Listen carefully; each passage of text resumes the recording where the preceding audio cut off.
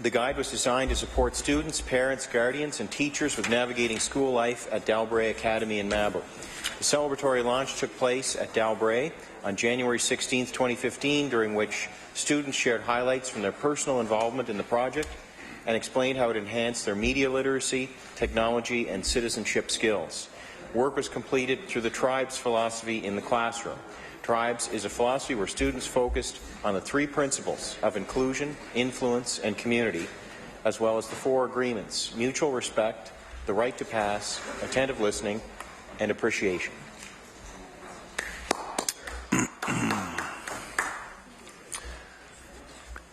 Well, we're drawing to the end of the time allotted for member statements.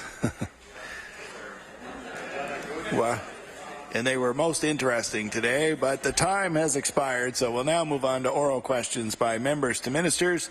The Leader of the Official Opposition. Thank you, Mr. Speaker. My question is for the Premier. Nova Scotians struggling with mental health issues rely on services provided by organizations in their communities. These organizations are the front lines of mental health service, Mr. Speaker. They include the Nova Scotia division of the Canadian Mental Health Association, who had its funding cut by half this year and will be reduced to 0 next year. Inevitably, Mr. Speaker, that will lead to less service in the community and a greater stress on our hospitals and general health care system. How can the Premier justify that cut, knowing the impact that it will have? The Honourable Premier. Speaker, I want to thank the Honourable Member for the question. I want to thank all those in our province who help deliver services to Nova Scotians. Mr. Speaker, I also want to inform all members of this House that's at stake in power. We've added an additional $2 million to mental health services across this province. The Honourable Leader of the Official Opposition. Mr. Speaker, the fact of the matter is that we aren't able to deal with the mental health issues that families across Nova Scotia face now. Wait times to access mental health services at the front lines are already too long. Data from the Department of Health already shows that for children with urgent and semi-urgent mental health issues, those that see a specialist within the national standards of wait time has dropped from 42%, which is already too low, to as low as 15% that get the help they need in the standard time, Mr. Speaker. Now the healthcare system will have to deal with even greater shortages because of cuts to the very service providers in our communities, like the Alzheimer's Society and the Canadian Mental Health Association. How does the Premier expect the healthcare system to make up for the loss of services for mental health services in communities that are provided by important organizations like these? The Honourable Premier. Thank you, Mr. Speaker. Again, I want to thank all members of this province who help governments deliver services to the most vulnerable citizens of our province, Mr. Speaker. The fact of the matter is the status quo is unacceptable. The Leader of the Conservative Party has said himself we have some of the longest wait times in this province. Mr. Speaker, we've added an additional $2 million to ensure that when we deliver services to the most vulnerable citizens of this province, that those services are actually meeting directly to those Nova Scotians who require our assistance. The Honourable Leader of the Official Opposition on his final supplementary. Mr. Speaker, of course we all thank people that work in the provision of mental health services for families and individuals who need help.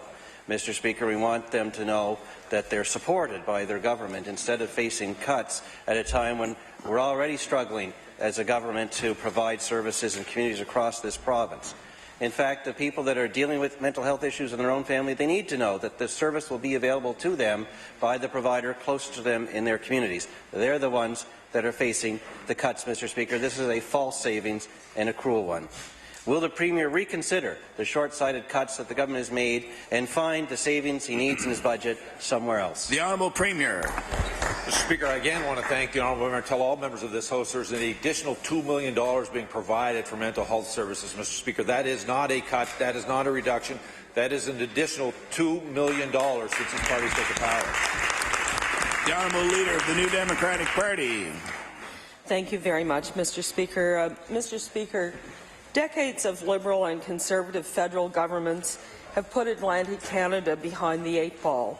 For years, the federal government has implemented stealth policies designed to fly under the radar, and they've gradually eroded our social fabric and our economic fabric. Yesterday, the tradition continued, Mr. Speaker. when the Harper government introduced another budget that really undercuts our region. But the only thing worse, Mr. Speaker, was our own Premier's reaction to that budget. So my question for the Premier is this. Does the Premier stand by his statement that to him there were few surprises and that there are only a few aspects missing from the Harper budget for our region? The Honourable Premier. Mr. Speaker, I want to thank the honourable member for the question. I want to again, Mr. Speaker, I will let her know that I don't put the federal budget together. I had an opportunity to look at it. What I said was we were grateful that there wasn't the kind of changes that happened when we moved for per capita funding, Mr. Speaker, when she was a member of the government who had to deal with that. We were disappointed, quite frankly, that we didn't see an opportunity to allow the immigration file to come to provinces and allow provinces to have greater say on the immigration file in their respective provinces. We also saw that there was a fund built in Western Canada, in Vancouver, that was really towards port development. We would like to have seen that. At the same time, Mr. Speaker, we've seen some issues around infrastructure, military spending. We were grateful to see that the ship project is still going forward, has been committed to. Grateful to see military spending in and around stuff on land, Mr. Speaker. Those are signs, as a part of this country and a region that has huge military spending, we can begin to benefit from. The Honourable Leader of the New Democratic Party. Thank you, Mr. Speaker. The Premier and I would agree on the absolute importance of the SHIPS project. However, Mr. Speaker, successive federal governments have changed the cost funding structure for health care, social transfers. They've narrowed EI eligibility. They've encouraged out-migration of the population of our province. And yesterday, the Harper government introduced a budget that will continue those trends, Mr. Speaker. So my question to the Premier is this. Does the Premier really care about what effect these policies will have on our province, and what is he prepared to do to change the direction of the federal government's approach to our region? The Honourable Premier. Mr. Speaker, again, I do want to thank the honourable member for the question. I want to remind her, Mr. Speaker, we've had a positive growth development in this province. Our population has increased, Mr. Speaker, since they've left power. Our population has gone up. We've seen a growth in manufacturing sector. Yesterday, Mr. Speaker, as part of the federal budget, we saw a capital write-down on the manufacturing sector. We think that's a positive thing. We're hoping that Michelin will see that as a good sign, continue to reinvest in this province. We're seeing what's happened in the manufacturing sector in rural Nova Scotia. Those are positive things. We see as part of that as a capital write-down at LNG, Bearhead and Goldboro. Mr. Speaker, these are all positive signs, positive projects. Those initiatives will help Nova Scotia capitalize on growing good jobs in this province and continue to move forward, Mr. Speaker. The Honourable Leader of the New Democratic Party on our final supplementary. Mr. Speaker, there are 10,000 fewer jobs in this province than when that government came into power, Mr. Speaker. Mr. Speaker, the Ivany Commission talked about the need for the federal government to be a partner in terms of moving our province's agenda forward. And after the Harper government's budget yesterday, the Premier walked out to the media and he gave Prime Minister Harper a free pass, Mr. Speaker. So, Mr. Speaker, I want to ask the Premier, when Nova Scotia and the Atlantic region are in desperate need of someone willing to fight for our region, why is he satisfied with staying deadly quiet when our province is being ignored, Mr. Speaker? The Honourable Premier. Mr. Speaker, I want to thank the honourable member for the question. Maybe she missed the first answer, Mr. Speaker. We saw issues that were missing in that budget, Mr. Speaker, that we thought would have benefited this province and the region. We have actually led the country, Mr. Speaker, in harmonizing apprenticeship opportunities in the region, which will spread across the country. I was very honored, Mr. Speaker, to represent premiers as we're unifying the apprenticeship opportunities from one coast to the other, Mr. Speaker. Those are all positive signs. We're building a relationship with the national government that they ensure and understand where Nova Scotia fits and the role we can play, Mr. Speaker, in ensuring that the European Free Trade Deal that they want to move forward on, we can capitalize on, Mr. Speaker. But unlike the leader of the Democratic Party, Mr. Speaker, we're just not going to go out and complain about everything under the sun simply because that's what she thinks her role is, Mr. Speaker. We believe there's a constructive way to move this federation forward. The Honourable Leader of the Official Opposition. Thank you, Mr. Speaker. I can't help but say that I found the questions from the Leader of the NDP interesting, because we all know how the NDP dealt with budgets from Ottawa. When Ottawa lowered taxes like the HST for all Canadians, the NDP jacked them right back up here in the province of Nova Scotia. In that light, Mr. Speaker, in that light, the budget, the national budget or the federal budget yesterday, Mr. Speaker, reduced the taxes on small businesses across the country. I'd like to ask our Premier if he will assure the small businesses of Nova Scotia that he won't jack their taxes back up like the NDP did with the HST. The Honourable Premier. Thank you, Mr. Speaker. The Minister of Finance has tabled her budget, Mr. Speaker. There's been no change to small business tax in this province. Mr. Speaker, we'll continue to work with them to ensure that there's fairness in the taxation system in this province, and we're going to continue to do so. The Honourable Leader of the Official Opposition. Well, Mr. Speaker, I was hoping the Premier would say no, they're not going to backfill the reduction in small business tax that's coming to all Canadian small businesses. In the same vein, Mr. Speaker, the budget from Ottawa yesterday included an increase in the threshold for the tax-free savings accounts, something that's used by 11 million Canadian families to save for all kinds of life events, Mr. Speaker. The Premier was quoted last night as saying, and I quote, that there will be an adjustment for us here in Nova Scotia on the tax side. I'll table that quote. Same question, the Premier, will he assure the families of Nova Scotia that he will not claw back the tax break that they're getting from Ottawa with the tax-free savings accounts last night? The Honourable Premier. Mr. Speaker, what the question asked me yesterday, what impact would this have on the financial revenue of the province coming from Ottawa? We, at that point, today, Mr. Speaker, are still working on that. We said there would be some adjustments that would affect the income that would come into our province. Mr. Speaker, we have not asked Nova Scotians to make up for changes that have happened at the national level, Mr. Speaker. What we've continued to do as part of the Federation is continue to ask Ottawa to work with this province to allow us to control our own destiny to move the province forward.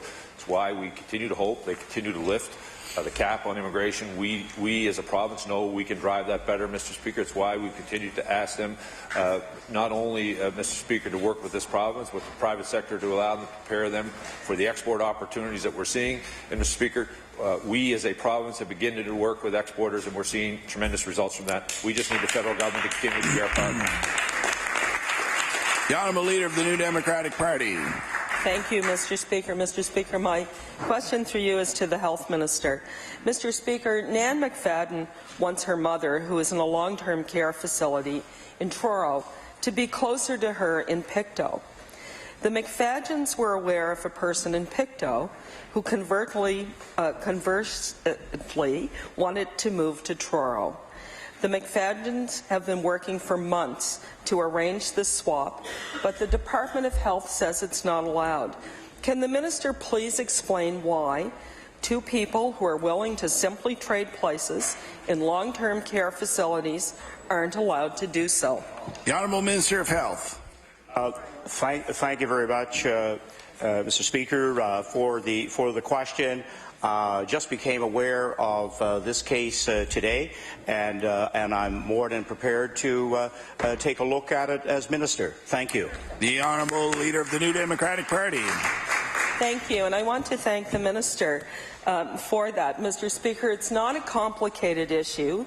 Two people, both in long-term care facilities, simply want to swap places. There's no cost associated with this. No wait list, nobody on the wait list will be displaced, or no queue will be jumped, Mr. Speaker. So I want to ask the Minister, how quickly will he be able to direct his department to allow families like the McFaddens to trade places in long-term care facilities? The Honourable Minister of Health. Thank you very much, Mr. Speaker. I thank the member opposite for the question. This is not the first time, of course, this type of issue has come along to the department. It happens to be the first one since I became minister, but it is one that I actually brought to the floor as a health critic. So we will get on to looking at this issue as quickly as possible. The Honourable Member for Kings North. Thank you, Mr. Speaker. Mr. Speaker, my question is for the Minister of DTIR.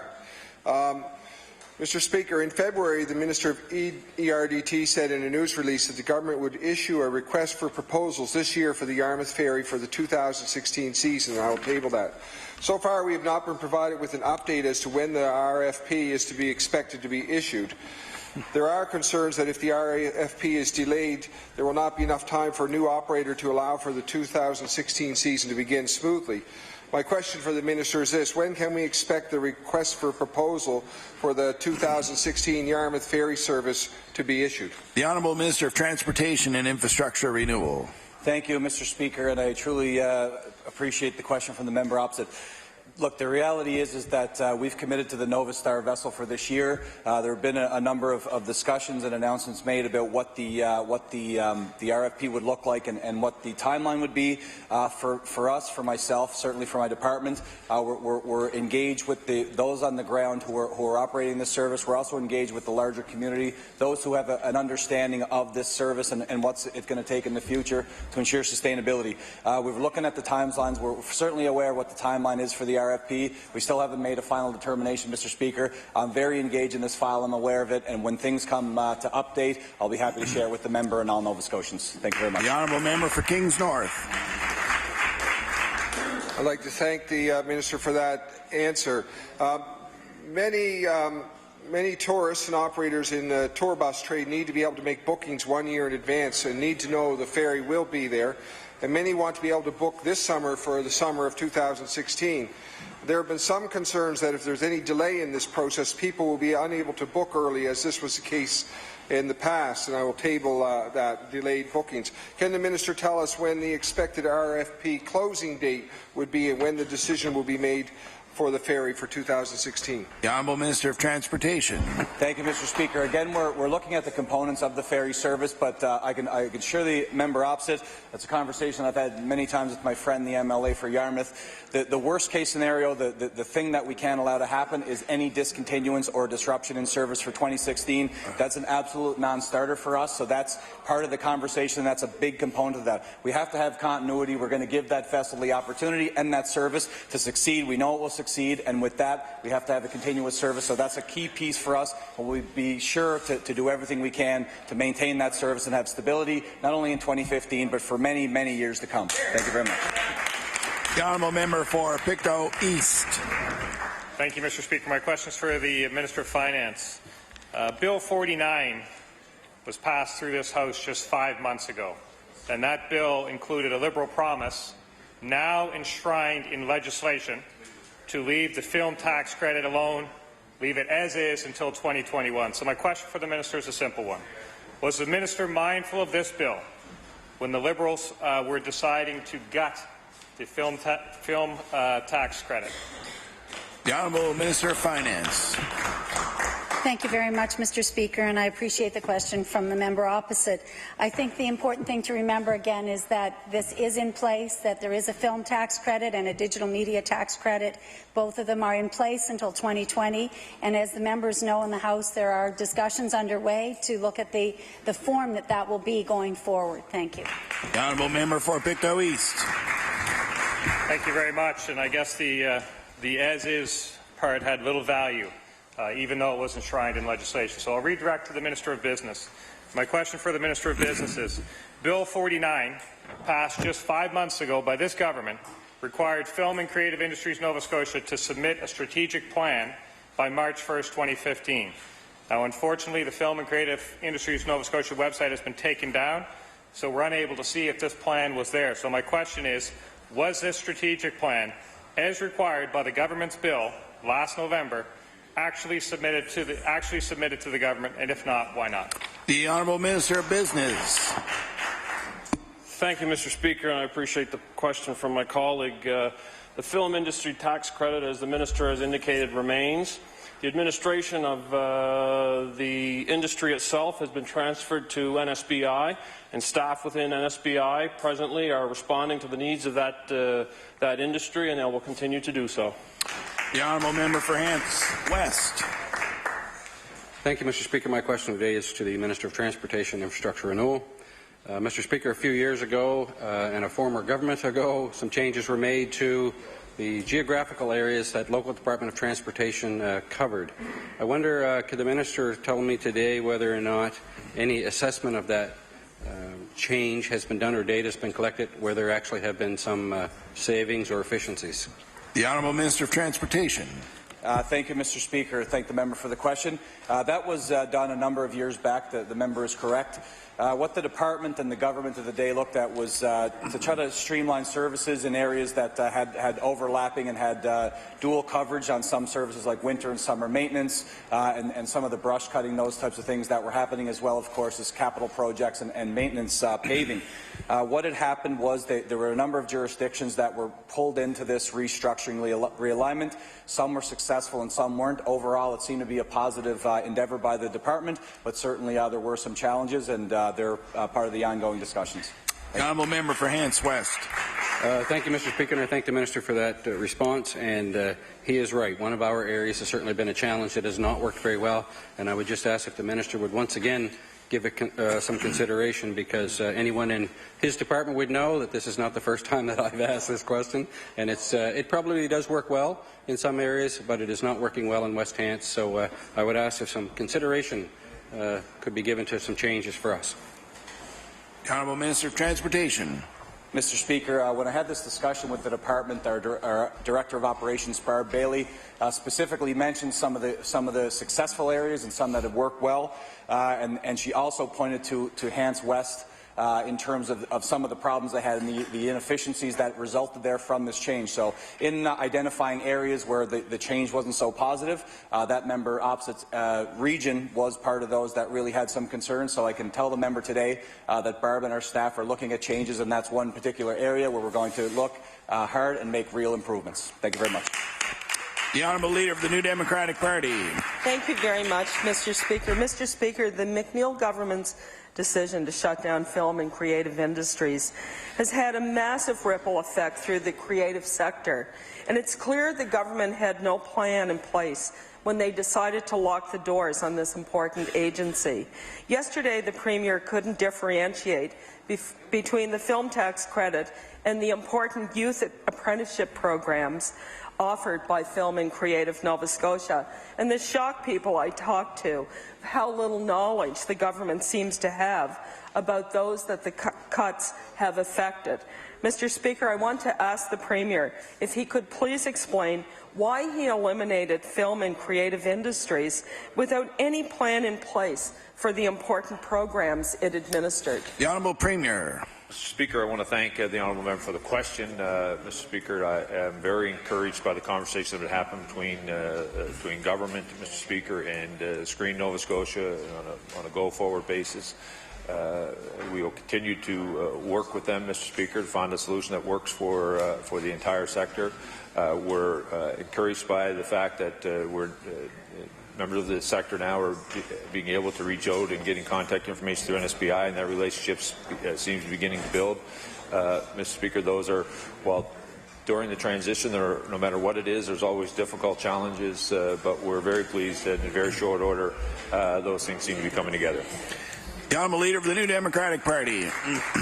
Very much, Mr. Speaker. Well, Mr. Speaker, we all know that in closing down film and creative industries, the government laid off 6 of the 9 staff who were there, and the Minister of Finance has indicated that one person moved to NSBI was a film person, one person was a music industry person, and one was an administrator. And the Minister for Business has said that in order to transition, he's had to hire 3 people. So my question now to the Premier is, can he explain why it made sense to lay off 6 experienced people from an agency with 30 years of expertise and replace them with 3 casual individuals? The Honourable Premier. Thank you, Mr. Speaker. I want to thank the honourable member for the question. I want to thank those Nova Scotians who worked on behalf of all Nova Scotians through government, Mr. Speaker. Thursday, the 9th, was a difficult day for a lot of Nova Scotians who work for government who lost their employment, Mr. Speaker. We continue to move and transfer certain staff inside of government. Others will apply for jobs inside of government. Some have moved to NSBI, and Mr. Speaker, if there are vacancies in NSBI, I'm sure those Nova Scotians Scotians could apply for those as well.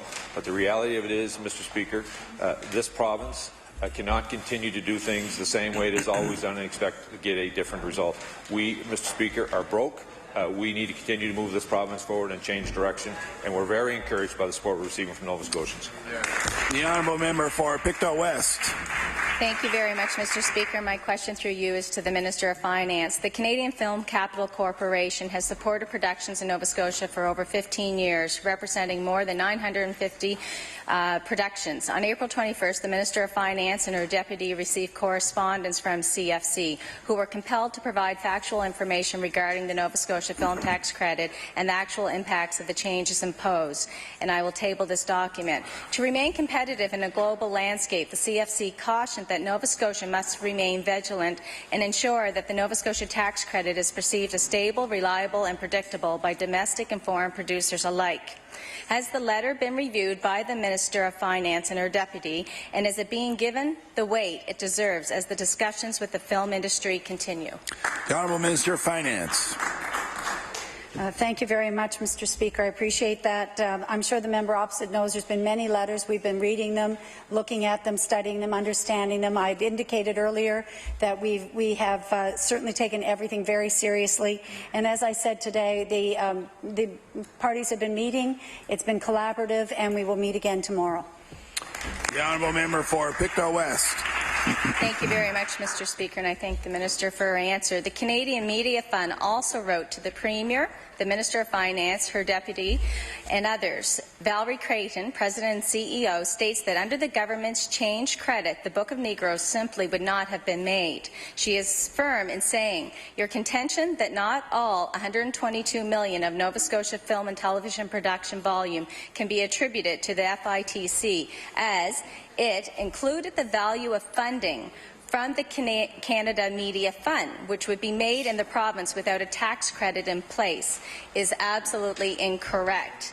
So my question is, with growing evidence from these experts, will this government act in good faith and restore a workable credit that the industry can actually use to generate investment and save jobs in Nova Scotia? The Honourable Minister of Finance. Thank you very much, Mr. Speaker. And as the member opposite knows, we have been working in good faith. There's been a number of long and good meetings, but long and real working meetings to discuss and better understand the position of the industry, how we can go forward. I mentioned that in the first meeting, both parties had said, of course, we want to have an ongoing film industry here in Nova Scotia. We have a meeting of minds about that, and now it's working together to make that happen. The honourable member for Pictou East. Thank you, Mr. Speaker. My question is for the Premier. Well, the beat goes on, and we now know that the Liberals, through Communications Nova Scotia, have spent another $330,000 in taxpayer-funded research between July and February. Topics included gas regulation, the art gallery, perceptions about the now-defunct Economic Development Department, and fracking. More than $330,000 in 8 months. That's about 13 times the median after-tax earnings for an ordinary Nova Scotian. So my question is, how can the Premier justify spending $330,000 on polling while telling Nova Scotians to cut back? The Honourable Premier. Speaker, I want to thank the honourable member. I'm sure his research department that he has over there that seems to miss a few beats would recognize, and I'm sure tell him that, Mr. Speaker, that's considerably lower than has happened in this province, Mr. Speaker. But I think he and the members of his caucus who continually ask us to go out and talk to Nova Scotians think it should be important that we go out and consult Nova Scotians and ask them, what is he against? Against the art gallery? What are you against? Why are you afraid to let Nova Scotians have a say? Order, please. I'd like to remind the honourable Premier not to refer to members opposite directly. The honourable member for Pictou East. Thank you, Mr. Speaker.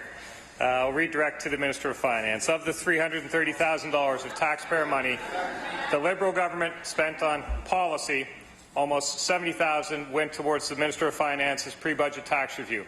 And the only significant tax reform in the provincial budget was the government's decision to eliminate the film tax credit.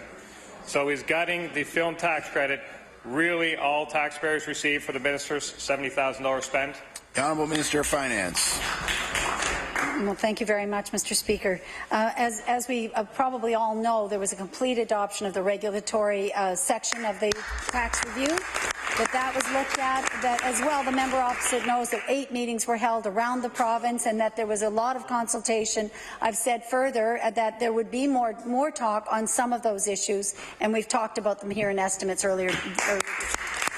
The Honourable House Leader for the New Democratic Party. Speaker, for the third day in a row at the Halifax Infirmary, surgeries have been cancelled due to contaminated surgical equipment from an unknown source. Yesterday, the public was supposed to receive a report on the results of the investigation. As of today, more than 200 operations have been postponed, creating surgical backlogs and adding to the massive wait list. In addition, Mr. Speaker, the event has worried Nova Scotians about the safety of medical equipment in our hospitals. So I'd like to ask the Minister, can the Minister provide the House and all Nova Scotians with an update on the status of the investigation? The Honourable Minister of Health. Thank you very much, Mr. Speaker, and I thank the member for that question. It is always a concern to Nova Scotians when we have a disruption in the healthcare system, especially at the QE2 Science Centre. In this case here, they are elective surgeries. There's been no impact on urgent and emergency surgeries. This is a problem that has developed in a few other jurisdictions as well. We have experts in the province today to help figure out what it is with the wrap on surgical instruments that has some small debris on them.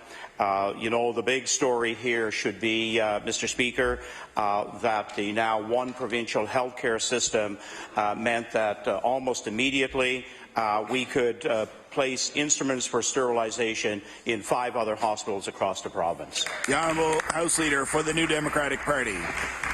Mr. Speaker, I think the Minister needs to check. Over 200 surgeries, I know some of them are urgent in nature, are being cancelled, and it's going to create a massive backlog. With the recent cuts of more than $7 million from hospital equipments, many Nova Scotians are concerned about the quality and safety of medical instruments. Although this event occurred at the Halifax Infirmary, it raises important questions about similar sterilization methods and medical equipment across Nova Scotia Health Authority. So, Mr. Speaker, can the Minister detail what steps he has taken to ensure that all medical equipment across Nova Scotia is safe for use even after a cut of $7 million to hospital equipment? The Honourable Minister of Health. Thank you very much, Mr. Speaker, and we can give the member opposite, and therefore all Nova Scotians, the long answer during estimates. The short answer is simply that we were able to purchase more equipment in last year's budget and therefore needed less, considerably less, in the budget for 15-16. The Honourable House Leader for the Official Opposition. Thank you very much, Mr. Speaker. The Liberal government's decision to slash the Canadian Medical Protective Association rebate is forcing some rural doctors into early retirement and deterring any new recruits from practicing in the province. Since April 1st, 6 obstetricians and 2 locums have either relocated or resigned in rural Nova Scotia. In a media story, Dr. Don Westcott from Antigonish says he's truly exhausted and unable to get any help in any form of any other OBGYN. I'll table that as well. How does the Minister expect Dr. Westcott and other doctors like him to continue practicing when the government seems to be going out of its way to ensure that no OBGYNs will come to practice in rural Nova Scotia? The Honourable Minister of Health. Thank you very much, Mr. Speaker, and that is a concern that has developed over the last number of months. We are currently paying 80% of the CMPA fees. It has been at 90%.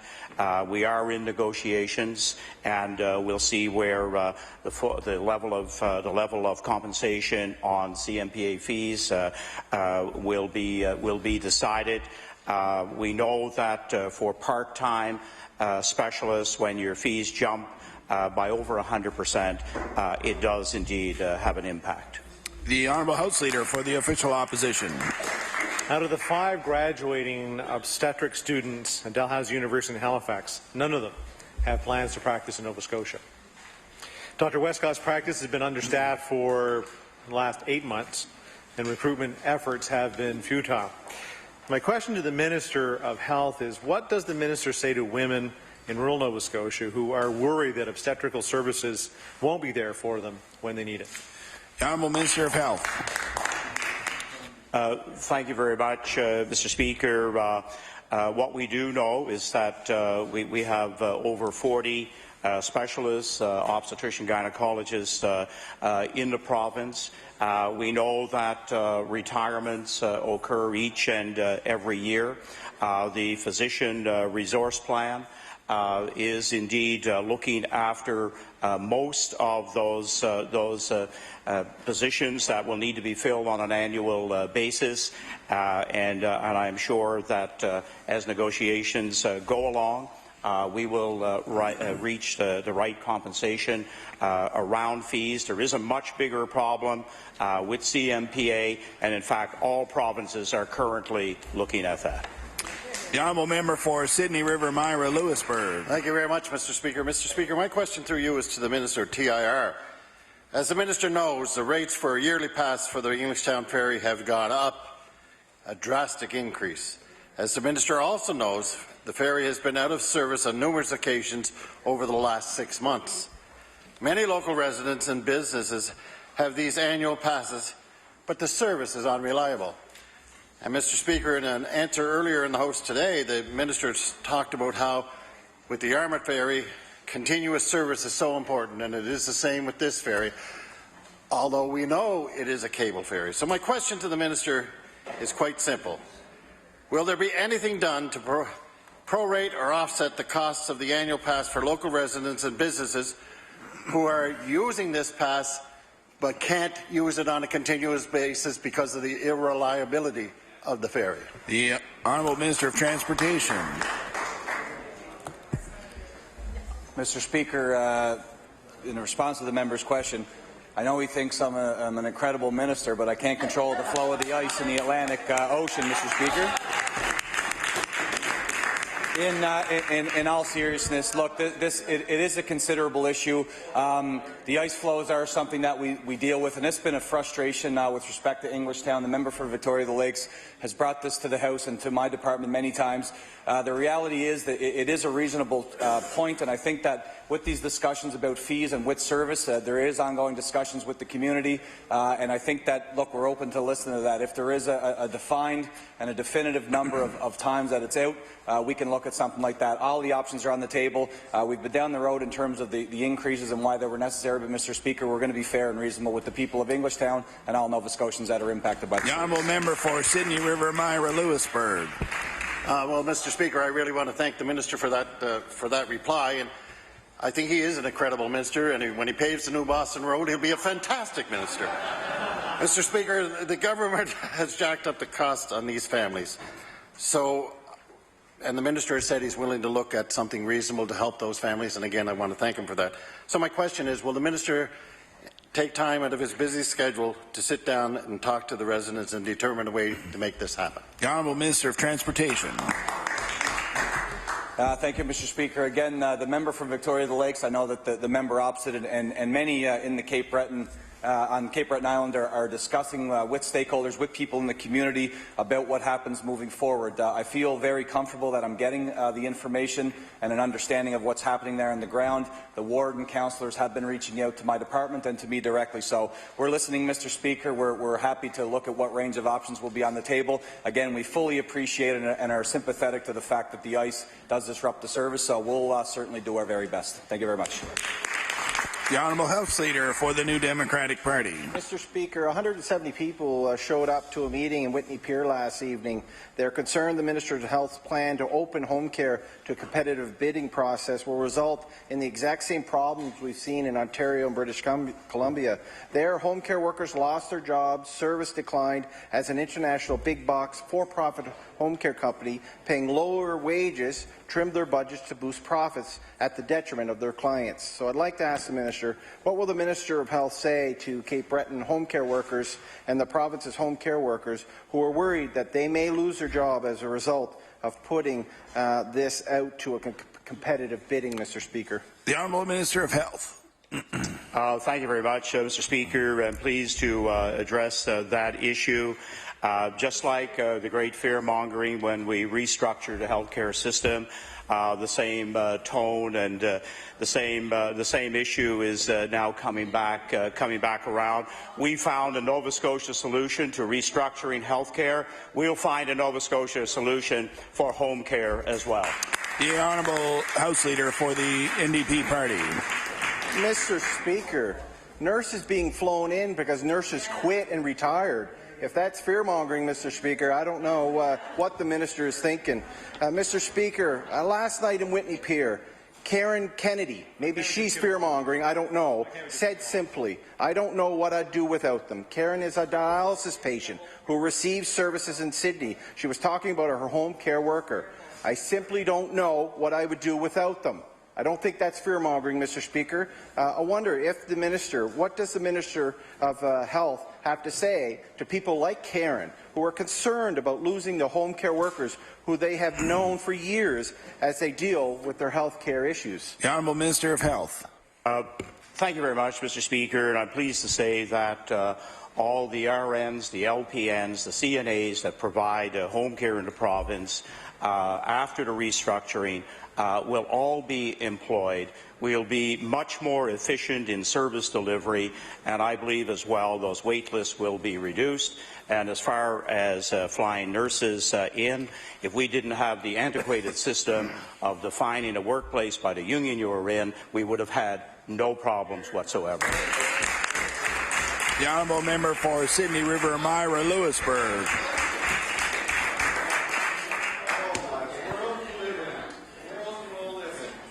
Thank you much, Mr. Speaker. And my question through you is also to the Minister of Health and Wellness. My question is to the Minister of Health and Wellness, Mr. Speaker.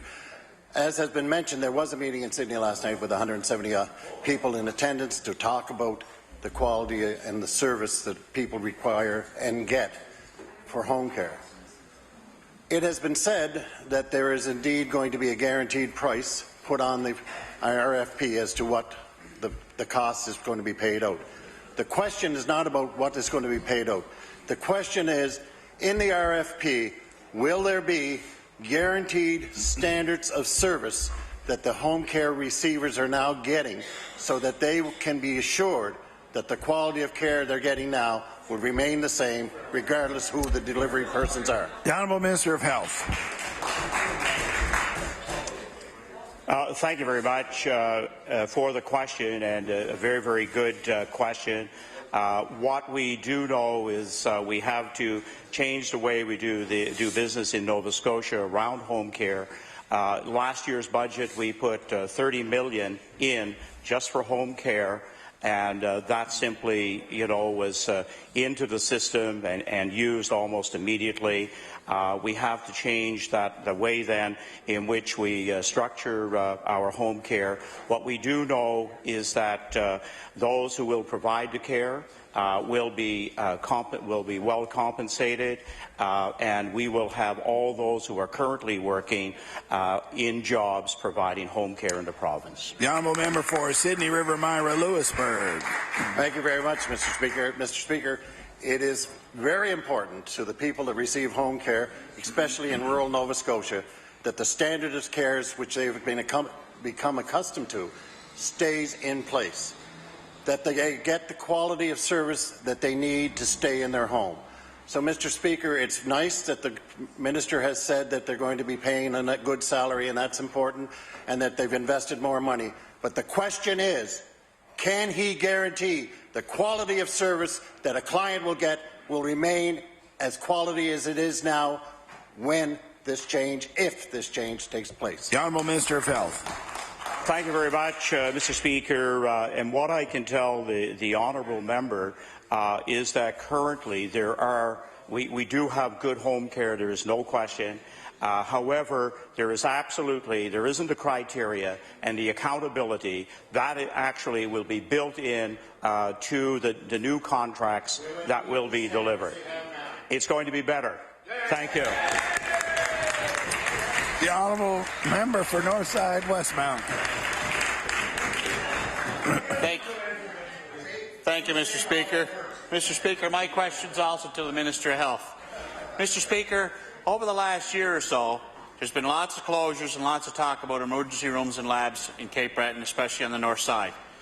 In an article after his visit to the north side in early December, the minister said there will be a full clinical review across the province, but in the short term he expects the issues surrounding the emergency room, lab and point of care to be settled early in the new year. We're now well into the new year, and there's been nothing settled with respect to lab services or emergency closures. So my question to the minister is, can the minister give the residents and staff of the Northside General and Cape Breton emergency rooms what the status is of this review? The Honourable Minister of Health. Thank you very much, Mr. Speaker, and I thank the honourable member for the question. He started asking it a couple of days ago. We'll finish it off today. A couple of things have happened. Yes, there will be that provincial clinical review of what services where they take place. That is currently underway. When the new provincial health authority got underway on April 1st. In the short term, we know that two of the doctors at the north side are heading up a community health centre project. Another doctor has opened a walk-in clinic, and people are discovering that you can actually do real good medicine outside of a hospital. The honourable member for Northside Westmount. Thank you, Mr. Speaker. Mr. Speaker, the closures of the emergency room, especially on the north side, are wearing on our community. The longer we wait for a solution, the more anxious the people are becoming. So my question to the minister is, can the minister give us an update on what the plan is for the Northside General and when we could see that plan implemented? The Honourable Minister of Health. Thank you, Mr. Speaker. We know that some form of a community health centre, a CEC, some modelling of that, and we've had Dr. Ross in to take a look. Also, we need to consult with the physicians, the 16 physicians that work out of Northside. Many of them now, a good number of them, are nearing retirement age, slowing their practices down. They do not want to work the emergency room overnight. We have to put another model in place, and we're hoping by summer we will have something very definite for the future of Northside. The Honourable Leader of the New Democratic Party.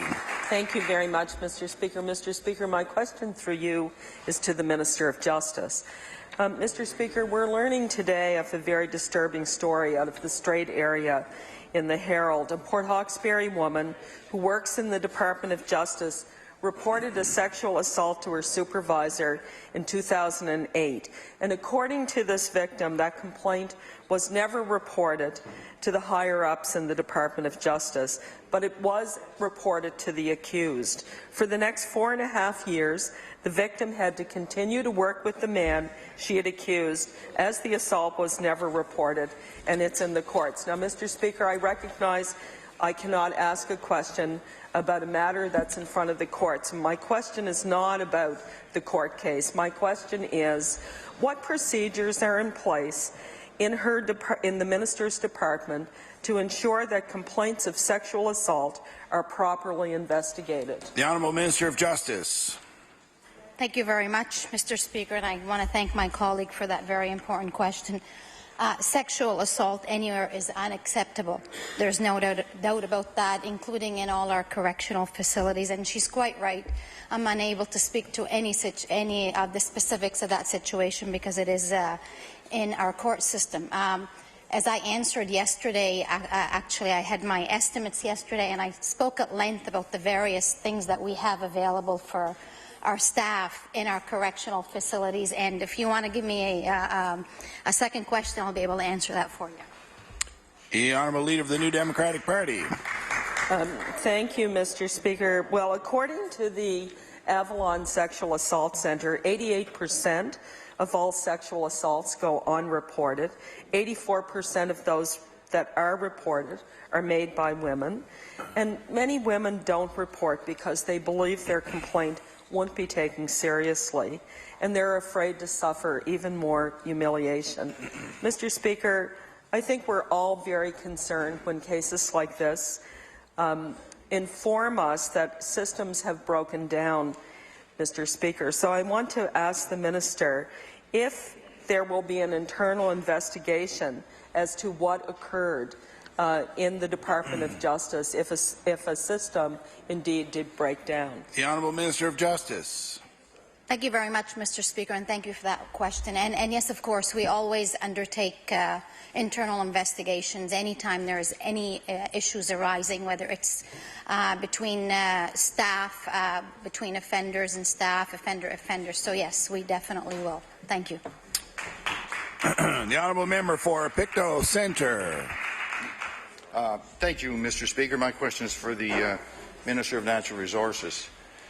Mr. Speaker, during the fall session, a colleague to my left there was very concerned about lack of firewood and Green Shelburne. And I wanted to know if the Minister could possibly give us an update on the firewood, the availability of firewood, and if that's a possibility that that particular issue might be arranged to satisfy my colleague to the left. The Honourable Minister of Natural Resources. Thank you very much, Mr. Speaker. Again, the issues around shortage of firewood in certain areas in the province last year was a result of contracting capacity because of a contraction in the marketplace. That said, our Department of Natural Resources reached out to our private partners in the industry, and because of that work, we actually increased the flow of hardwood into the fireplace market by threefold, Mr. Speaker. We also...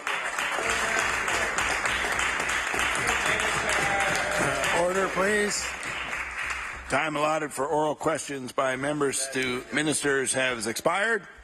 We'll now move on to opposition business. The House Leader for the Official Opposition. Thank you very much, Mr. Speaker. Can you call private members' public bills for second reading? We'll now call private members and public bills for second reading. Can you call Bill number 96, Revenue Act? Bill number 96, the Revenue Act and Mining Fuel Exempt. The Honourable Member for Pictou Centre. Thank you, Mr. Speaker. I'm pleased to rise today to speak to this bill, a piece of legislation that our party has introduced several times. Mr. Speaker, members of all parties will be familiar with the substance of this bill. It has been a long-standing request of the mining industry in Nova Scotia. Mining is the largest private sector employer of Aboriginal peoples in Canada on a probational basis, and employment is poised to increase.